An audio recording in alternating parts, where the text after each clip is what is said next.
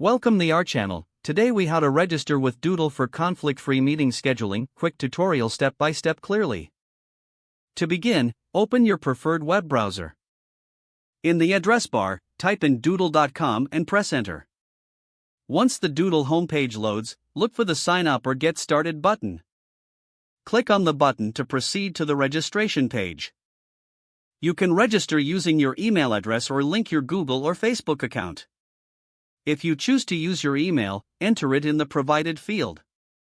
Next, create a password that meets the security requirements. After entering your password, click on the Sign Up or Create Account button. If you opted to use your Google or Facebook account, follow the prompts to authorize Doodle. Once registered, check your email for a confirmation link if you signed up with your email. Click on the confirmation link to activate your Doodle account. Now, return to the Doodle homepage and log into your account. After logging in, you will see a dashboard with options for scheduling. To create a new event, click on the Create a Doodle button. Fill in the event details such as title, location, and description. Select the time slots you propose for the meeting.